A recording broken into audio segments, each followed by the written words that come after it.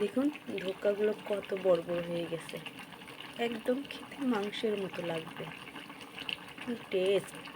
একবার বাসায় ট্রাই করে খেয়ে দেখুন না, তাহলেই বুঝবেন।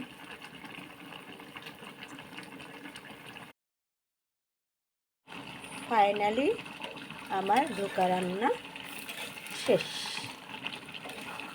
দেখুন কত সুন্দর দেখতে লাগছে, না জানি খেতে তাহলে কত টেস্টি হবে। রান্নাতেই বলে দিবে, তরকারির কালার দেখেই বলে দিবে আপনাকে তরকারিটা কত টেস্টি হয়েছে। বাই বাই, আজকের মতো এ পর্যন্তই। পরবর্তী রান্নায় আবার দেখা হবে। আপনারা ভাই বেশি বেশি সাবস্ক্রাইব করবেন, লাইক কমেন্ট করে কেমন হয়েছে রান্নাটা দয়া করে জানাবেন, তাহলে আমি রান্না আরও উৎসাহ পাবো।